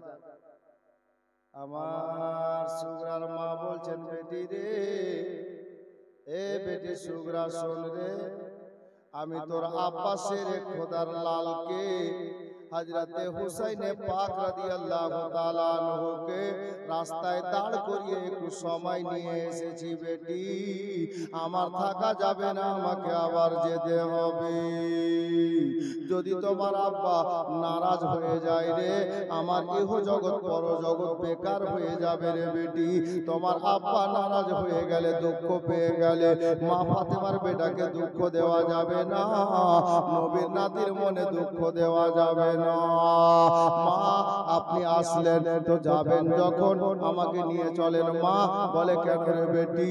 বলে, আম্মা গো দেখেন না আমার শরীরের জ্বরটা কমে গেছে, আর সত্যিকারের জ্বরটা কমে গেছে বাবা, কিন্তু বলেন তো হঠাৎ করে যদি আপনার জ্বরটা ছেড়ে দেয়, 8 দিন থেকে জ্বর হচ্ছে, বলেন তো মুখটা খারাপ হয়ে খাবার খেতে পারছিলেন না 8 দিন থেকে, ওই শক্তিটাকে থাকবে বাবা? 8 দিন পূর্বে যে শক্তিটা ছিল থাকবে না বাবা, শরীরটা দুর্বল হয়ে থাকবে, শরীরটা কমজোর হয়ে থাকবে। আমার সুগরা খাতুনকে ওনার মা বলছেন, ও বেটি সুগরা রে, তোমার জ্বর কমে গেছে বটে, তবে তোমার শরীরটা এখনো অসুস্থ আছে রে বেটি। বলে, না মা আমাকে নিয়ে চলেন, আমি এই মদিনাতে কার কাছে থাকবো, কারে মা বলে ডাকবো, আমাকে এক পেয়ালা পানিকে পান করাবে গো, আপনি সঙ্গে নিয়ে চলেন। মা মায়ের মন মানলো না রে বাবা, বেটিকে বাবা বিছানা থেকে উঠিয়ে বসালেন খাটের উপরে, যেমনই পিছন থেকে ঘাট থেকে হাতটা টানলেন সুগরার মা, দেখতে পাওয়া গেল সুগরা নিজেকে বসে থাকতে পারছে না, মনে হচ্ছে বিছানায় উল্টে যাবে। এ বেরাদার, আমার সুগরা খাতুনের মা আবার পিছনে হাত দিয়ে বেটিকে বিছানায় রেখে দিলেন আর বললেন, বেটি রে, ও বেটি সুগরা কাঁদিস না রে মা, আর তোর আব্বা হযরতে হুসাইনে পাক রাদিয়াল্লাহু তাআলা আনহু উনি যে বলে গেছেন রে বেটি, যে মদিনা থেকে মক্কায় যাওয়ার পরে 2-1 সপ্তাহ পরে তোমার দাদা আলী আকবরকে পাঠিয়ে দেবে ঘোড়া নিয়ে, তুমি দাদার সঙ্গে জ্বরটা কমে গেলে তুমি আবার চলে আসবে মক্কাতে আমাদের নিকটে, এখন আর থাকতে বলিস না রে মা, আর তুই থেকে যা বেটি, আমি এবার যাই রে, তোমার আব্বা কষ্ট পাবে রে বেটি। এ বিরাদার, বেটিকে শুইয়ে দিলেন বাবা ওই আপনার কি বলে খাটের উপরে, হাত বুলিয়ে কপালে চুমা দিয়ে আমার ইমাম হোসেনের অর্ধাঙ্গিনী, জীবন সঙ্গিনী হযরতে সুগরার জননী এবার চলতে চলতে ইমাম হুসাইনের সঙ্গে বাবা শামিল হয়ে গেলেন। ও বাবারা ভাইরা, সোনার মদিনাকে আলবেদা জানিয়ে আমার হুসাইন ইবনে আলী রাদিয়াল্লাহু তাআলা আনহু ওই টুটা ফুটা কাফেলা নিয়ে আল্লাহু আকবার কবিরা মদিনা ছেড়ে চিরতরে চলে গেলেন মক্কার দিকে। বাবারা ভাইরা, মা বোনেরা গো, ইমাম হোসেনকে মদিনা থেকে মক্কা যেতে দেন, একটু তারিখটা শুনে নেন বাবা। আমার হুসাইন ইবনে আলী রাদিয়াল্লাহু তাআলা আনহু মদিনা ছাড়লেন কত তারিখে, কত হিজরিতে, কোন মাসে? আমি গত পরশুদিন প্রথম রাতে বলেছিলাম আমার হোসেনের জন্ম কোন মাসে, বলেন তো কোন মাসে বলেছিলাম? মনে নাই? মনে নাই? এই যে আমরা কেমন শুনছি ভাই, তাহলে বলেন কষ্ট করে বসে থেকে লাভ কি হলো? আমার হুসাইন ইবনে আলী রাদিয়াল্লাহু তাআলা আনহু রোজার আগের মাসটাতে জন্ম নিয়েছিলেন, ওটাকে বলে শাবান মাস। জি, এরকম করে আমরা বুঝিয়েছিলাম যে হালুয়া রুটি করার মাস। জি, যে মাসে হালুয়া রুটি করি আমরা, শাবান মাসের 5 তারিখে আর 4 হিজরিতে আমার হুসাইন ইবনে আলী সোনার মদিনাতে ওনার জন্ম হয়েছে। 4 হিজরি 5 তারিখ শাবান মাস। এখন মদিনা ছাড়ছেন কত তারিখে জানেন? যেই মাসে ওনার জন্ম ওই মাসেই মদিনা ছাড়ছেন, যেটা শাবান মাস। শাবান মাসের 4 তারিখে, 1 তারিখ কমে গেল জন্ম তারিখ থেকে, 4 তারিখে 60 হিজরিতে আমার হুসাইন ইবনে আলী রাদিয়াল্লাহু তাআলা আনহু এই সোনার মদিনা থেকে বিদায় নিলেন, সোনার মদিনা থেকে মক্কা চলে গেলেন। সফর জারি আছে। আমার হুসাইন ইবনে আলী যে মদিনা ছেড়ে দিলেন, সকাল হতে না হতে মদিনাতে এলান হয়ে গেল কি জানেন? নবীর নাতি হুসাইন রাদিয়াল্লাহু তাআলা আনহু ইয়েজিদের হাতে হাত দিবেন না বলে, ইয়েজিদকে ইমাম মানবেন না বলে সোনার মদিনা ছেড়ে মক্কা চলে গেছে। এলান হয়ে গেল। হুসাইন ইবনে আলী রাদিয়াল্লাহু, আরে তুই বাড়ি যা রে, কে রে?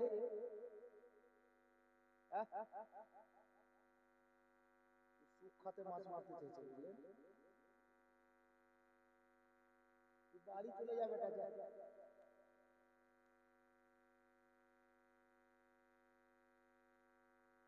হযরত হুসাইন ইবনে আলী রাদিয়াল্লাহু তাআলা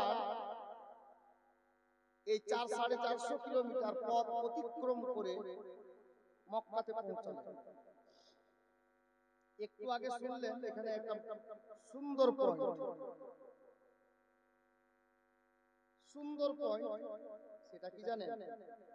মদিনাতে মায়ের কবর জিয়ারত করেছেন, ভাইয়ের কবর, বড় দাদার কবর, বোনের কবর, নানির কবর, নবীর দিওয়ানা দিওয়ানিদের কবর জান্নাতুল বাকি কবরস্থানে।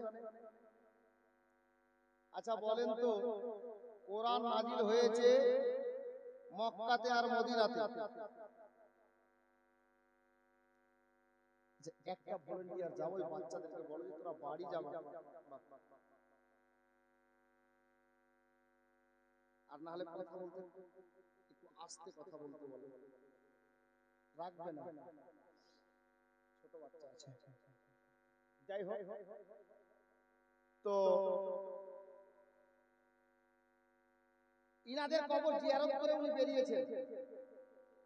তাহলে যাদের বাড়িতে কোরআন নাজিল হয়েছে, যাদের বাড়িতে জিবরিল এসেছেন, যাদের বাড়িতে শরীয়তের মশলা তৈরি হয়েছে, কোনটা হালাল কোনটা হারাম তৈরি হয়েছে, কবর জিয়ারত করা যদি নিষিদ্ধ হতো, শিরক হতো, বিদআত হতো, গুনাহ হতো, নবীর নাতি হুসাইন খালি নবীর জিয়ারত কবর জিয়ারত করেই মায়ের কবর জিয়ারত করলেন, সাহাবীদের কবর জিয়ারত করলেন, নানীদের কবর জিয়ারত করলেন, ভাইয়ের কবর, বোনের কবর, নানীর কবর সব জিয়ারত করলেন। তাহলে বোঝা গেল কি, নানার হোক আর নানির হোক, দাদার হোক আর দাদির হোক, ভাইয়ের হোক আর বোনের হোক, এবং নবীর কোন দিওয়ানা দিওয়ানির হোক, কবর জিয়ারত করা শিরক ও বিদআত নয়, বরঞ্চ কবর জিয়ারত করা নবীর নাতি হুসাইনের সুন্নাত। জোরে বলুন সুবহানাল্লাহ। কবর জিয়ারত করা নবীর নাতি হুসাইনের সুন্নাত। জি, হুসাইন কবর জিয়ারত করে বেরিয়ে গেলেন মক্কা। আর মক্কা শরীফে গিয়ে ব্যাডিং পত্র রেখে দিয়ে যখন পৌঁছে গেলে, ব্যাডিং পত্র রেখে দিয়ে উনি সর্বপ্রথমে যাচ্ছেন একটা কবরস্থানে। হাজী সাহেব যারা আছেন দেখে এসেছেন, জিয়ারত করে এসেছেন। ওই কবরস্থানটার নাম হলো জান্নাতুল মাআলা। ওই জান্নাতুল মাআলা কবরস্থান হারাম শরীফ থেকে খুব বেশি হলে গেলে 100 কিলোমিটার হবে, পায়ে 100 কিলোমিটার, অল্প রাস্তা। তো ওই কবরস্থান গেলেন হাঁটতে হাঁটতে। রাস্তা কোনটা চিহ্নর জন্য আপনাদেরকে বলে দিচ্ছি, কেউ কখনো যাবেন উমরা হজে বা হজে, সুবিধা হবে আপনার। নবী পাকের জন্মস্থানটা থাকবে আপনার ডান হাতে, আর কাবা ঘর বাম হাতে থাকবে। সহজ কথা, নবী পাকের জন্মস্থান যেটা, ওটা বর্তমানে লাইব্রেরি করা আছে। ওই জায়গাটাকে, পাক জায়গাকে, আপনি ওখানে যাবেন, ডান হাতে থেকে গেল নবী পাকের জন্মস্থানের জায়গাটা, আর বাম হাতে সর্বপ্রথমে আপনি পাবেন আবু জেহেল নালায়েকের বাড়ি, টয়লেট, বাথরুম, পায়খানা, আপনার ছাপখানা, বাম হাতে। ডান হাতে নবী পাকের জন্মস্থান, আর সোজা মাঝখান দিয়ে আপনি হেঁটে চলে গেলেন। মোটামুটি 4 মিনিট হাঁটার পরে দেখবেন একটা ওভার ব্যারিজের নিচে দিয়ে সোজা ফিরিয়ে, ডানে বামে না, সোজাই চলে গেলেন। মোটামুটি 2-3 মিনিট আর যাওয়ার পরে একটা ত্রিমোহনী রাস্তা আছে, 3 দিকে রোডটা আছে, ওখানে দেখবেন বিশাল গ্রিল দিয়ে ঘেরা আছে জান্নাতুল মালা কবরস্থান। ওই 100 কিলোমিটার টোটাল রাস্তা হবে এখান থেকে। তো হারাম শরীফ থেকে, এখান থেকে বলতে এই দাঁড়িয়াপুর থেকে আবার ভাবিয়েন না, ধারণেওয়ালা অনেক আছে ভাই, বুঝলেন, এই জন্য বললাম। তো যাই হোক, তো বলছিলাম যে ওই কবরস্থানে গেলেন, কেন গেলেন? আমার নবীর নাতি হুসাইন রাদিয়াল্লাহু তাআলা আনহু এবার চলে গেলেন বাবা ওই কবরস্থানে, কারণে যে মদিনাতে রেখে গেলেন নিজের নানা জানের কবর, আর মক্কায় গিয়ে পেয়ে গেলেন নিজের আপন নানির কবর, হযরতে মা খাদিজাতুল কুবরা, মা ফাতেমার আম্মা জানের কবর। ওটাই মা ফাতেমার নিজের মা বাবা, আর আমার হুসাইন পাকের নিজের নানি। ওখানে নানির কবর আছে, এদিকে মক্কাতে মদিনাতে নানার কবর ছেড়ে গেলেন, মক্কায় গিয়ে নানির কবর পেয়ে গেলেন। আমার হুসাইন ইবনে আলী সর্বপ্রথমে নানির কবরের কাছে গিয়ে দাঁড়ালেন, নানিকে সালাম জানালেন, নানিকে সালাম জানিয়ে কবর জিয়ারত করে তারপর ফিরে মক্কাতে আসলেন। এ বেরাদার, বাবারা, ভাইয়েরা, মক্কা নগরীতে এলান হয়ে গেল, আমার নবীর বেশ কিছু পুরাতন সাহাবী, বয়স্ক লোক বেঁচে ছিলেন বাবা। মা বোনেরা, বাবারা, ভাইরা গো, তিনারা শুনে বড় খুশি হলেন, আনন্দে আনন্দিত হলেন। কেন আনন্দ হলেন জানেন? ওনারা বলছেন, আল্লাহ গো, আপনার হুকুমে 53 বছর বয়সে আমার মায়ার নবী হিজরত করে মক্কা ছেড়ে মদিনায় গেছেন, আর ফিরে আসেননি। মাঝে মধ্যে এসেছেন হজে বা উমরাতে, এমনি থাকার জন্য নবী ফিরে আসেননি। চিরতরে বিদায় নিয়ে কবরে আনোয়ারে মদিনাতে আরাম করছেন মায়ার নবী আমার। তবে আজকে আল্লাহু আকবার, এটা খুশির বিষয়, নবীকে আমরা তো আর দ্বিতীয়বার পাইনি গো, কিন্তু আজকে আমাদের কিসমতের ব্যাপার, আমার ওই নবীর প্রিয় নাতি হুসাইনকে পেয়ে গেলাম, যে হুসাইন মক্কায় থাকবে আর যাবেন না। আমাদের বড় ভালো হলো রে মক্কাবাসীরা, আমরা মায়ার নবীর নাতিকে, ইমামে শহীদে আজমকে, ইমামে হুসাইনকে আমরা নিজের ইমাম বানিয়ে 5 ওয়াক্তের নামাজ পড়বো, জুমার নামাজ পড়বো। বড় খুশি হলেন মক্কাবাসীর লোকেরা। এ বেরাদার, হুসাইন ইবনে আলী রাদিয়াল্লাহু তাআলা আনহু ওই আপনার মক্কা মুআজ্জামাতে নিজের জীবন যাপন আরম্ভ করে দিলেন। সবাই খুশি মক্কা বেরাদার, বাবা, ভাইরা, মা, বোনেরা, আমার হুসাইন ইবনে আলীকে মক্কাতে পৌঁছে দিলাম। এখন অনেক লোক আছে যে আজকে মায়ের দোয়া হবে, 10 টাকা দিলে নেবেন না, এরকম ব্যাপার নেই। কমিটি দুটো ছেলেকে বলবো একটু তাড়াতাড়ি হাঁটো, জি তাড়াতাড়ি হাঁটো, যে যা দেয় 10 টাকা 5 টাকা আছে। কমিটি ছেলে কেউ আছে এখানে? ওই নূর আলম আছো? একটু হাঁটো, দুটো ছেলে দুদিকে যাও, 10 টাকা 5 টাকা যে হয় হওয়ার জন্য, মা বাবার জন্য, দাদা দাদির জন্য, যা পারে ছেলেটার হাতে দিয়ে দেন, 10 টাকা 5 টাকা যত টাকা পারেন। এই বাবু ওরা ওই করতে করতে টাইম পাস, জানা দিকে জানা সুবহানাল্লাহ। আজকে তো মানকাবাত পড়া হয়নি, দুটো ছন্দ আমি মানকাবাতের পড়বো ইনশাআল্লাহ, তারপর সালাতু সালাম পড়বো ইনশাআল্লাহ। যান মা ছেলেরা গেল, আপনারা যে যা পারেন 5 টাকা 10 টাকা তাড়াতাড়ি দেন, দোয়া হবে ইনশাআল্লাহ। একবার দরুদ পড়ি, আল্লাহুম্মা সাল্লি আলা সাইয়্যিদিনা মুহাম্মদ সাল্লাল্লাহু তাআলা আলাইহি ওয়াসাল্লাম। হযরতে গিরামি দুটি আশার ছন্দ তাড়াতাড়ি হাঁটি, তাড়াতাড়ি করিও। হ্যাঁ, দুটি আশার আমি আমার প্রিয় মুর্শিদ হুজুর সৈয়দি মুর্শিদি সৈয়দ খাজা মাসরুর মিয়া কলিমি আলাইহি রহমাত ওয়া রিদওয়ানের সামনে পড়ে দিয়ে সালাম পেশ করব। এখন মানকাবাত আমার কাছে এখন এই মুহূর্তে কোনো মানকাবাত এরকম নেই যে আপনারা শুনেন, সবই শোনা আছে আপনার, তবে দুটি আশারই পড়ব, বেশি না। মাসরুর কলিমি আমরা তোমায় ভুলতে পারি না, মাসরুর কলিমি আমরা তোমায় ভুলতে পারি না, তুমি মোদের জানের জান বলিছে সবই দিওয়ানা, তুমি মোদের জানের জান বলিছে সবই দিওয়ানা, তুমি মোদের জানের জান বলিছে সবই দিওয়ানা, তুমি মোদের জানের জান বলিছে সবই দিওয়ানা।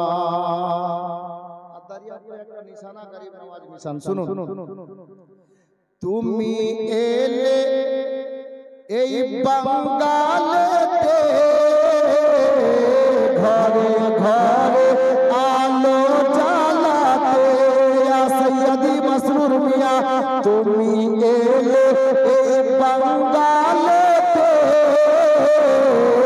ঘরে ঘরে আলো জ্বালাতে, আজকে বাঙ্গাল বিহার পেয়ে গেছে নবীর ঘর, আজকে বাঙ্গাল বিহার পেয়ে গেছে নবীর ঘর, তুমি খুলে দিয়েছো ইলমের কারখানা, তুমি মোদের জানের জান বলিছে সবই দিওয়ানা, তুমি মোদের জানের জান বলিছে সবই দিওয়ানা। এটা আমার যা খাতা তুললো তালে শেষে, আমি ভাবছি যে 3 নম্বর রাতে মৌলবীকে দিতে হয় না, হয়তো এরকম ব্যাপার আছে, আজকে কেউ দেয় না, তো বেরাদার যাকে অসুবিধা নেই, এটা আলে নবীর সাদকা, মহব্বতে বলুন সুবহানাল্লাহ। তুমি মোদের জানের জান বলিছে সবই দিওয়ানা, তুমি মোদের জানের জান বলিছে সবই দিওয়ানা, মাসরুর কলিমি আমরা তোমায় ভুলতে পারি না, মাসরুর কলিমি আমরা তোমায় ভুলতে পারি না, তুমি মোদের জানের জান বলিছে সবই দিওয়ানা, তুমি মোদের জানের জান বলিছে সবই দিওয়ানা, কে তুমি কলিমি সাবুরি চিশতি, ইয়া সৈয়দি মাসউদ পিয়া তুমি কলিমি সাবুরি চিশতি, তাই তো দিওয়ানা করেছে মস্তি, তাই তো দিওয়ানা করেছে মস্তি, মাসরুর মিয়া আব্বা জান দুলহা মিয়ার তুমি শান, মাসরুর মিয়া আব্বা জান দুলহা মিয়ার তুমি শান, চাঁদের মতো চেহারা সৈয়দ মাসউদ নাম খানা, তুমি মোদের জানের জান বলিছে সবই দিওয়ানা, তুমি মোদের জানের জান বলিছে সবই দিওয়ানা, মাসরুর কলিমি আমরা তোমায় ভুলতে পারি না, মাসরুর কালিমি আমরা তোমায় ভুলতে পারি না তুমি মোদের জান জান বলিছে সবই দিওয়ানা তুমি মোদের জান জান বলিছে সবই দিওয়ানা আর হুজুর মাসরুর মিয়ার কারামাত শেষ সন্দেশ তুমি মোদের জানের জান বলিছে সবই দিওয়ানা তুমি মোদের জানের জান বলিছে সবই দিওয়ানা আরে যারা দেখেছে মাসরুরের চেহারা শেষ ছন্দ পড়ছি ভাই যারা দেখেছে মাসরুরের চেহারা বলিছে গো এখনো তাহারা বলিছে গো এখনো তাহারা যারা দেখেছে মাসরুরের চেহারা বলিছে গো এখনো তাহারা একবার দেখেছে যারা মুরিদ হয়েছে তারা একবার দেখেছে যারা মুরিদ হয়েছে তারা মাসরুর মিয়ার জোড়া ভাবে কোথাও পাবে না তুমি মোদের জানে জান বলিছে সবই দিওয়ানা তুমি মোদের জানের জান বলিছে সবই দিওয়ানা মাসরুর কালিমি আমরা তোমায় ভুলতে পারি না মাসরুর কালিমি আমরা তোমায় ভুলতে পারি না তুমি মোদের জানের জান বলিছে সবই দিওয়ানা তুমি মোদের জানের জান বলিছে সবই দিওয়ানা সাল্লাল্লাহু তাআলা আলাইহি ওয়াসাল্লাম ইনশাআল্লাহ তাআলা আল্লাহ হায়াতে রাখলে আগামী কাল আবার দেখা হবে এখানে ইতি বলার মধ্যে ভুল ত্রুটি ক্ষমা প্রার্থী ওয়া আখিরু দাওয়ানা আলহামদুলিল্লাহি রাব্বিল আলামিন আসসালামু আলাইকুম ওয়া রাহমাতুল্লাহ ইয়া